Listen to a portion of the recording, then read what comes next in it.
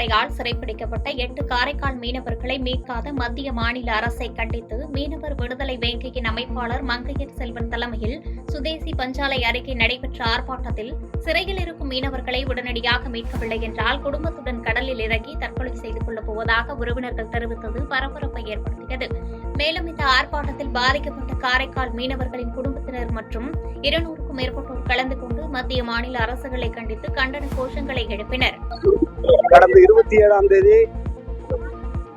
காரைக்காலிலிருந்து கிளிஞ்சல்மேடு ஆனந்தவேலு என்பதற்கு சொந்தமான விசைப்படகில் மீன்பிடிக்க சென்ற 13 மீனவர்களை இலங்கை கடற்படை கோடியக்கரைக்கு வந்து தமிழ்நாட்டு கடல் எல்லைக்குள்ளே அத்துமீறி நுழைந்து அவர்கள் மீது துப்பாக்கி சூடு நடத்தி கொடூரமாக தாக்குதல் நடத்தி அவர்களை சிறைப்படுத்தி இருக்கிறார்கள். அதில் இடதுகால் சிதைவுற்ற துப்பாக்கி குண்டு பாய்ந்ததினால் இடதுகால் சிதைவுற்ற செந்தமிழ் என்கிற கிளிஞ்சல்மேட்டு மீனவரை இன்றைக்கும் சிங்கள கடற்படை தனது கட்டுப்பாட்டில் வைத்துக் கொண்டு அரசாங்கத்திடம் ஒப்படைக்காமல் வைத்திருக்கிறார்கள். கடலூர் மாவட்டம் நெய்வேலி NLC மருத்துவமனைக்கு தபால் மூலமாக வெடிகுண்டு மிரட்டல் விடுக்கப்பட்ட சம்பவம் சுரங்க தொழிலாளர்களிடையே பரபரப்பை ஏற்படுத்தியுள்ளது. NLC மருத்துவமனை வளாகம் முழுவதும் வெடிகுண்டு மற்றும் தடயவியல் நிபுணர்கள் தீவிர சோதனை செய்த நிலையில் இச்சம்பவம் குறித்து நெய்வேலி காவல்துறையினர் வழக்கு பதிவு செய்து வெடிகுண்டு மிரட்டல் விடுத்த நபர் யார் என்று தீவிர விசாரணை மேற்கொண்டு வருகின்றனர். சென்னை ராயபுரத்தில் சுரங்க மேம்பால பணிகள் முடிக்கப்படாததை கண்டித்து எப்போதுதான் முடியும் எங்களது உயிர் அவ்வளவு மலிவானதா என்ற பதாகைகளை கையில் ஏந்தியபடி சிறுவர்கள் உட்பட பொதுமக்கள் அனைவரும் சாலை மறியலில் ஈடுபட்டனர். அப்போது பொதுமக்களிடம் சமரச பேச்சுவார்த்தை பேச வந்த சட்டமன்ற உறுப்பினர் IT மூர்த்தியிடம் பொதுமக்கள் பணிகள் தாமதமாக நடைபெற்று வருவதை சுட்டிக்காட்டி சரமாறு கேள்வி கேட்டதால் பரபரப்பு நிலவியது. கிருஷ்ணகிரி மாவட்டம் ஒசூரில் அண்ணன் தம்பி இருவர் வீட்டை விற்றுவிட்டு பத்திரப்பதிவு செய்யாமலும் பணத்தை திருப்பித் தராமலும் ஏமாற்றிய இருவரை நகர போலீசார் கைது செய்தனர். ஒப்பந்தத்தின் அடிப்படையில் அண்ணன் தம்பிகள் இருவரும் பத்திரப்பதிவு செய்து கொடுக்காமலும் கொடுத்த பணத்தையும் திருப்பித் தராமல் ஏமாற்றியதாக பாதிக்கப்பட்ட நபர் அளித்த புகாரின் பேரில் போலீசார் இருவரையும் மோசடி வழக்கில் கைது செய்து நீதிமன்றத்தில் ஆஜர்படுத்தி சிறையில் அடைத்தனர். விழுப்புரம் மாவட்டம் செஞ்சி அருகே மதுபோதையில் விபத்தை ஏற்படுத்துவது போன்று அரசு பேருந்தை இயக்கிய தற்காலிக ஓட்டுநர் மணி என்பவர் போதை தலைக்கேறியதால் பேருந்தை நிறுத்திவிட்டு பாதியிலேயே இறங்கி சென்ற சம்பவம் பயணிகளிடையே அதிர்ச்சியை ஏற்படுத்தியது. தொடர்ந்து பாதிக்கப்பட்ட பயணிகள் அரசு பேருந்து நடத்துனர் பழனி என்பவரிடம் கடும் வாக்குவாதம் செய்யும் வீடியோ வெளியாகியுள்ள நிலையில் துறை சார்ந்த அதிகாரிகள் நடவடிக்கை எடுக்க வேண்டும் என்று கோரிக்கை வைத்துள்ளனர். சேலம் மாவட்டம் எடப்பாடி அரசு தலைமை மருத்துவமனையில் கடந்த 6 வருடத்தில் எலும்பு சம்பந்தமான 1100 அறுவை சிகிச்சைகளும் கடந்த ஆண்டில் மட்டும் 344 அறுவை சிகிச்சைகள் செய்து அரசு மருத்துவர் பாலாஜி சாதனை படைத்துள்ளார். சாதனை படைத்த அரசு மருத்துவர் பாலாஜிக்கு தமிழக அரசு 2 மாநில விருதுகள் வழங்கப்பட்டதற்காக எடப்பாடி அரசு மருத்துவமனை தலைமை மருத்துவர் மற்றும் செவிலியர்கள் பாராட்டு தெரிவித்துள்ளனர். வேலூர் மாவட்டம் காட்பாடியில் தீயணைப்பு மற்றும் மீட்புப் பணிகள் துறையின் சார்பில் நடைபெற்ற 7 மாவட்ட தீயணைப்புத் துறையினருக்கான விளையாட்டுப் போட்டிகளில் வேலூர், திருப்பத்தூர் உள்ளிட்ட மாவட்டங்களைச் சேர்ந்த 250 வீரர்கள் பங்கேற்றனர். முன்னதாக தீயணைப்புத் துறையின் துணை இயக்குநர் விஜயகுமார் போட்டிகளை துவக்கி வைத்த நிலையில் பல்வேறு போட்டிகளில் வெற்றி பெற்றவர்களுக்கு பரிசுகள் வழங்க ஏற்பாடு செய்யப்பட்டது. கிரஷர் உரிமையாளர்கள் முறையாக பர்மிட் வழங்காத நிலையில் தங்களை காவல்துறை கைது செய்யும் நடவடிக்கையை தவிர்க்க வேண்டும் எனவும் தவறு செய்யும் கிரஷர் ஆலை உரிமையாளர் மீது நடவடிக்கை எடுக்க கோரி தமிழ்நாடு கனரக வாகன ஓட்டுநர் நலச்சங்கத்தினர் காஞ்சிபுரம் மாவட்ட ஆட்சியர் கலைச்செல்வியிடம் மனு அளித்தனர். இதனைத் தொடர்ந்து செய்தியாளர்களிடம் பேசியவர்கள் 25 ஓட்டுநர்கள் மீது வழக்கு பதிவு செய்த நிலையில் இதனால் ஒரு ஓட்டுநர் தற்கொலை செய்து கொண்டதாகவும் எனவே கிரஷர் உரிமையாளர் மீது வழக்கு பதிவு செய்யும் முறையை முறைப்படுத்த வேண்டும் என கேட்டுக் கொண்டனர். இங்க இருக்கிற டிரைவர்ஸ் எல்லாம் பிடிச்சி அரெஸ்ட் பண்ணி அங்கங்க ஜெயில போய் இது வரைக்கும் 25 டிரைவர்கள் வந்து காஞ்சிபுரம் மாவட்டத்தில் ஜெயிலுக்கு போயிருக்காங்க. அதுல ஒரு டிரைவர் சூசைட் பண்ணியிருக்காரு. ஆகவே ஓட்டுநர்கள் எந்த விதத்திலேயே இந்த மேனுஃபேக்சர் ஸ்டாண்ட் எட்டாறதுல நாங்க குற்றவாளி அல்ல, ஓட்டுநரோ உரிமையாளரோ. ஏன் இது வரைக்கும் ஒரு கிரஷர் உரிமையாளர் மீதும் நடவடிக்கை எடுக்கும்? இவ்வளவு கேஸ் போட்டிருக்கீங்க. நிர்மல் ராஜி கனிம வளத்துறை டைரக்டரா இருக்கும்போது 17 குவாரி மீது நடவடிக்கை எடுத்தார் 2021 ஜூன்ல. இது வரைக்கும் அந்த கிரஷர் மீது என்ன நடவடிக்கை எடுத்தீங்க? எந்த நடவடிக்கை இல்லை. ஓட்டுநர் சூசைட் செய்யறதா மிச்சம். சேலம் மாவட்டம் ஓமலூர் காவல் நிலையம் கடந்த 3 மாதமாக ஆய்வாளர் இல்லாமல் செயல்பட்டு வரும் நிலையில் காவல் நிலைய செயல்பாடுகள் குறித்து ஆய்வு செய்து சேலம் எஸ்பி கௌதம் கோயல் உதவி ஆய்வாளர்களுக்கு ஆலோசனைகள் வழங்கியதோடு ஆய்வாளர் இல்லாமலும் சிறப்பாக செயல்பட்டு வருவதாக பாராட்டு தெரிவித்தார். இதனைத் தொடர்ந்து செய்தியாளர்களிடம் பேசிய சேலம் எஸ்பி கௌதம் கோயல், ஓமலூர் உட்பட ஆய்வாளர் இல்லாமல் செயல்பட்டு வரும் 5 காவல் நிலையங்களில் 15 நாட்களுக்குள் ஆய்வாளர்களை நியமிக்க நடவடிக்கை எடுக்கப்பட்டு வருவதாகவும், சேலம் மாவட்டம் வழியாக குட்கா, புகையிலை, போதைப்பொருள் கடத்தல் தொடர்ந்து தடுக்கப்பட்டு வருவதாக தெரிவித்தார்.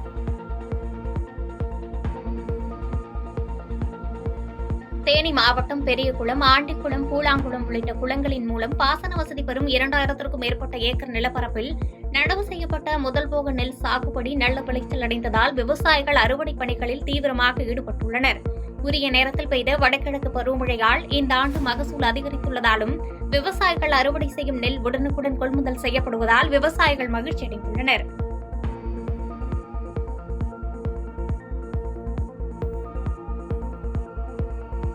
மதுரை சோழகந்தானில் இயங்கி வரும் தனியார் அசைவ உணவகத்தில் கிரில் சிக்கன் சாப்பிட்ட 20 பேர் உடல்நிலை பாதிக்கப்பட்டு மருத்துவமனையில் அனுமதிக்கப்பட்டுள்ள சம்பவம் பரபரப்பை ஏற்படுத்தியுள்ளது. மேலும் பாதிக்கப்பட்டோரில் 4 பேர் மேல் சிகிச்சைக்காக அரசு ராஜாஜி மருத்துவமனையில் அனுமதிக்கப்பட்டுள்ள நிலையில் சம்பந்தப்பட்ட உணவகத்தில் உணவு பாதுகாப்புத்துறை அதிகாரிகள் சோதனையில் ஈடுபட்டனர். கள்ளக்குறிச்சி மாவட்டம் ரிஷவந்தியம் சட்டமன்ற தொகுதிக்குட்பட்ட பாவந்தூர் அரசு மற்றும் கலை அறிவியல் கல்லூரியில் அடிப்படை வசதிகள் செய்து தரக்கோரி வகுப்பை புறக்கணித்து அனைத்து துறை மாணவிகள் தர்ணாவில் ஈடுபட்டதால் பரபரப்பு ஏற்பட்டது. சம்பவ இடத்திற்கு விரைந்து சென்ற ரிஷவந்தியம் காவல்துறையினர் மற்றும் மாணவர்களின் கோரிக்கையை ஏற்றுக்கொண்டு அனைத்து துறை அதிகாரிகள் மாணவர்களின் கோரிக்கையை நிறைவேற்றப்படும் என்று உறுதியளித்த பின் மாணவர்கள் போராட்டத்தை கைவிட்டு கலைந்து சென்றனர். இலவச மனைப்பட்டா வழங்க கோரி விழுப்புரம் நகராட்சி திடலில் விக்கிரவாண்டி, திருவண்ணைநல்லூர், கண்டாச்சிபுரம், நேர்வடுக்கு பகுதியில் வசித்து வரும் 100க்கும் மேற்பட்ட இருளர் பழங்குடியினர் கண்டன ஆர்ப்பாட்டத்தில் ஈடுபட்டனர். பிரதம மந்திரி திட்டத்தில் இருளர் சமூகத்திற்கு வீடு கட்ட ஆணை வழங்குவதில்லை என கூறி கண்டன கோஷங்களை எழுப்பியதோடு இலவச மனைப்பட்டா வழங்கவில்லை என்றால் 2026ஆம் ஆண்டு நடைபெறும் சட்டப்பேரவைத் தேர்தலை புறக்கணிக்க உள்ளதாக தெரிவித்துள்ளனர். நம்ம மாவட்ட நிர்வாகம் ரொம்ப மெத்தன போக்கா நடக்கிறாங்க. எங்கள் விஷயத்தில் மட்டும் பழங்குடி மக்களுக்கு மனைப்பட்டா வழங்கணும், நில உதவி வழங்கணும்னு தமிழக அரசே முதலமைச்சரே ஒரு ஆணையம் போட்டாங்க. ஜெய்பீம் படம் வந்ததுக்கப்புறம் அந்த ஆணையத்தை வந்ததுமே நிறைய ஊருக்கு கொடுத்துருக்காங்க. அதை வரவேற்கிறோம். இன்னும் நிறைய ஊருக்கு கொடுக்காம இருக்காங்க. மனைப்பட்டா கொடுத்துருக்காங்க, கையில் மனைப்பட்டா இடத்த காமிக்கல, அளந்து கொடுத்துருக்காங்க, பட்டா கொடுக்காம இருக்காங்க. நிறைய ஊரில் இந்த இது நடந்துட்டு இருக்கு. நாங்கள் எத்தனையோ மனுக்கள் கொடுத்துட்டோம். எங்கள் சிஸ்டர், ஃபாதர் எல்லாமும் சேர்ந்து நம்ம பொறுப்பாளர்களை வச்சு அவங்களுக்கு என்னென்ன ஆதாரம் வேணுமோ அத்தனையும் திரட்டி கொடுத்துருக்கு. அப்படி இருந்தும் அவங்க மெத்தனை போக்கா இருக்கிறாங்க. எங்களுக்கு மனைப்பட்டா அளந்து கொடுக்கறதுல ரொம்ப மெத்தனை போக்கா இருக்கிறாங்க. எங்களை அலைய விடுறாங்க, ரொம்ப தவிக்க விடுறாங்க. புதுச்சேரியிலிருந்து மது பாட்டில்கள் கடத்தி வந்து விழுப்புரத்தில் விற்பனை செய்த விழுப்புரம் ஜிஆர்பி தெருவை சார்ந்த சந்துரு, சரவணன் ஆகிய இருவரை மேற்கு காவல் நிலைய போலீசார் கைது செய்து அவர்களிடமிருந்து 180 மது பாட்டில்களை பறிமுதல் செய்துள்ளனர். விழுப்புரம் காய்கறி மார்க்கெட் பகுதியில் போலீசார் வாகன சோதனையில் ஈடுபட்டிருந்த நிலையில் இருசக்கர வாகனத்தில் பெட்ரோல் டேங்கில் பிரத்யேக அறை அமைத்து மது பாட்டில்கள் கடத்தி வந்ததை கண்டறிந்தனர். விழுப்புரம் மாவட்டத்தின் 23வது ஆட்சியராக ஷேக் அப்துல் ரஹ்மான் இன்று ஆட்சியர் அலுவலகத்தில் பதவியேற்றுக் கொண்ட பின் மரக்கன்று ஒன்றினை நடவு செய்தார். தொடர்ந்து செய்தியாளர்களுக்கு பேட்டியளித்த ஆட்சியர், தமிழக அரசாங்கத்தால் அறிவிக்கப்பட்டுள்ள சலுகைகள் துரிதப்படுத்தி மக்களுக்கு கொண்டு செல்லும் வகையில் நடவடிக்கை மேற்கொள்ளப்படும் என உறுதியளித்தார். இல்லை, அதான் முன்னாடி சொன்ன மாதிரி அரசாங்கத்தோட எந்த துறையாக இருந்தாலும் அதோட திட்டங்களை மக்களை கொண்டு போய் சேர்க்கறது மாவட்ட ஆட்சியர் அப்புறம் மாவட்ட அதிகாரிகளோட வேலை. இந்த மாதிரி ஏதாவது குறைபாடுகள் இருந்தால் அதில் கூடுதல் கவனம் செலுத்தி இந்த குறைகள் வராத மாதிரி நம்ம குறையை நிவர்த்தி பண்ணதுக்கு கண்டிப்பாக முயற்சி செய்யும். பெரம்பலூர் புதிய பேருந்து நிலையத்தில் அமைத்துள்ள உழவர் உரிமை போராளி நாராயணசாமி நாயுடுவின் சிலையை அகற்றும் முடிவை நகராட்சி நிர்வாகம் கைவிட வேண்டும் என வலியுறுத்தி நாம் தமிழர் கட்சியின் தலைமை ஒருங்கிணைப்பாளர் சீமான் அறிக்கை வெளியிட்டுள்ளார். மேலும் அந்த அறிக்கையில் திமுக அரசின் சதிகார முடிவை எதிர்த்து நிற்கும் பல்வேறு உழவர் அமைப்புகள் மற்றும் வேளாண் சங்கங்களுக்கு நாம் தமிழர் கட்சி முழுமையான ஆதரவை அளிக்கும் என்று தெரிவித்துள்ளார். சேலம் மாவட்டம் ஓமலூர் பத்திரப்பதிவு அலுவலகத்தில் 20 ஆண்டுகளாக பதிவாகி பெறாமல் உள்ள பத்திரங்களை வழங்கும் சிறப்பு முகாம் நடைபெற்றது. பத்திரப்பதிவுத்துறை துணை தலைவர் சுபிதா லட்சுமி தலைமையில் நடைபெற்ற இந்த முகாமில் தற்போதைய மதிப்பீடுகள் செய்து பத்திரங்கள் 100க்கும் மேற்பட்டோருக்கு திருப்பி ஒப்படைக்கப்பட்டது. சேலம் மாவட்டம் ஓமலூர் அருகே சர்க்கரை செட்டிக்கப்பட்டி ஊராட்சியில் நடைபெறும் 100 நாள் வேலை திட்டத்தில் பணியாளர்களுக்கு வேலை கொடுக்க ரூபாய் 100 லஞ்சம் வாங்குவதாகவும் பணம் கொடுக்காதவர்களுக்கு பணித்தள பொறுப்பாளர் வேலை கொடுப்பதில்லை என்று புகார் எழுந்துள்ளது. ரூபாய் 100 கொடுத்தே வேலை செய்வதாக கூறும் தொழிலாளர்கள் பணம் வசூலிக்காமல் பணி வழங்க வேண்டும் என்றும் பணம் வாங்குபவர்கள் மீது உரிய நடவடிக்கை எடுக்க வேண்டும் என்று வலியுறுத்தியுள்ளனர். 100 ரூபாய் கலெக்ஷன் பண்ணி நாங்க வேறு வேலை செய்யறோம் அப்படின்னு செய்யறோம்னு சொல்லி கலா சொல்லிச்சு. அது கிட்ட கேட்டுக்கு எல்லாரும் கொடுத்தா நாமளும் கொடுத்துடலாம் அப்படின்னு கேட்கும்போது எல்லாரும் கொடுக்க ஒத்துக்கிட்டாங்க. எல்லாருமே கொடுத்துட்டாங்க. பக்கத்தான் நானும் அந்த அம்மாவும் போய் கொடுத்தோம். இன்னும் பாதி பேர் கொடுக்காத கொடுக்கலன்னா என்ன சொல்றாங்க? கொடுக்கலாம் வர வேண்டாங்கிறாங்க. வேலைக்கு வர வேண்டாம். அட்டையை வாங்கி வச்சுக்கோ, அட்டை போட மாட்டோம். திருப்பத்தூர் ராமகிருஷ்ண அரசு நிதியுதவி மேல்நிலைப் பள்ளியில் 1974-75 ஆண்டு 10ஆம் வகுப்பு படித்த முன்னாள் மாணவர்கள் சந்திப்பு நிகழ்ச்சி தனியார் நட்சத்திர விடுதியில் நடைபெற்றது. இந்த சந்திப்பில் ஒருவருக்கொருவர் தங்களது வாழ்க்கை அனுபவங்கள் மற்றும் பழைய நினைவுகளை பகிர்ந்து கொண்டனர். மேலும் தங்களுக்கு பாடம் கற்பித்த ஆசிரியர்களை அழைத்து முன்னாள் மாணவர்கள் கௌரவித்ததோடு அனைவருக்கும் நினைவு பரிசுகளும் வழங்கப்பட்டன.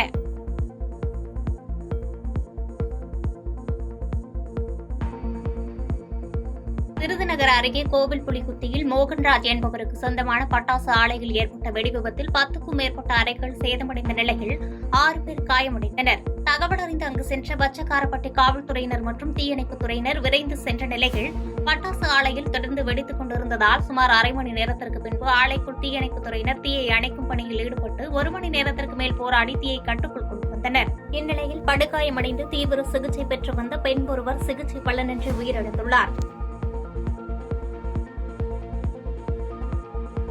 ராமநாதபுரம் மாவட்டம் அழகன்குளம் ஊராட்சிக்குட்பட்ட நாடார் வலசை கிராமத்தில் பள்ளிக்கு அருகே செயல்பட்டு வரும் மதுபான கடையை அகற்றக் கோரி பொதுமக்கள் தாலுகா அலுவலகம் முன்பு காத்திருப்பு போராட்டத்தில் ஈடுபட்டனர். போராட்டம் நடத்திய பொதுமக்களோடு வட்டாட்சியர் சுவாமிநாதன் பேச்சுவார்த்தையில் ஈடுபட்டு அடுத்த 15 தினங்களில் மதுபான கடை மாற்று இடத்திற்கு கொண்டு செல்லப்படும் என்று உறுதியளித்ததைத் தொடர்ந்து போராட்டமானது கைவிடப்பட்டது. புதுக்கோட்டை மாவட்டம் ஆலங்குடி தாலுகா குப்பக்குடியைச் சேர்ந்த ஓய்வு பெற்ற அரசு ஊழியர் ராஜு கடந்த 3ஆம் தேதி விபத்தில் சிக்கி சிகிச்சை பெற்று வந்த நிலையில் சிகிச்சை பலனின்றி மூளைச்சாவு அடைந்தார். இந்நிலையில் உயிரிழந்த ராஜு உறவினர்கள் அனுமதியோடு ராஜுவின் உடல் உறுப்புகள் தானமாக வழங்கப்பட்டது. உடல் உறுப்பு தானம் புதுக்கோட்டை மாவட்டத்தில் முதல் முறை என்ற நிலையில் முத்து மீனாட்சி மருத்துவமனையின் அதீத முயற்சியினால் வெற்றிகரமாக நடத்தி முடிக்கப்பட்டது குறிப்பிடத்தக்கது.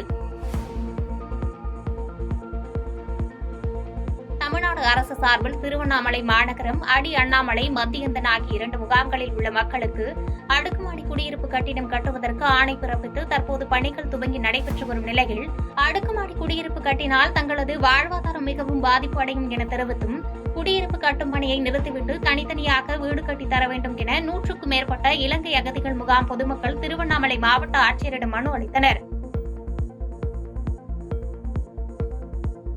கரூர் அருகே வடமாநில குட்கா வியாபாரிகளிடம் பறிமுதல் செய்த பணத்தை பதுக்கிய விவகாரத்தில் கரூர் நகர காவல் ஆய்வாளர் உட்பட 8 பேரை காத்திருப்போர் பட்டியலுக்கு மாற்றி திருச்சி டிஐஜி வருண்குமார் உத்தரவு பிறப்பித்தார். அதன் அடிப்படையில் கரூர் நகர காவல் ஆய்வாளர் மணிவண்ணன், உதவி ஆய்வாளர்கள் உதயகுமார், சித்ராதேவி மற்றும் 5 போலீசார் ஆகியோரிடம் திருச்சி மத்திய மண்டல காவல்துறை துணைத் தலைவர் அலுவலகத்தில் அதிகாரிகள் தொடர் விசாரணை நடத்தி வருகின்றனர்.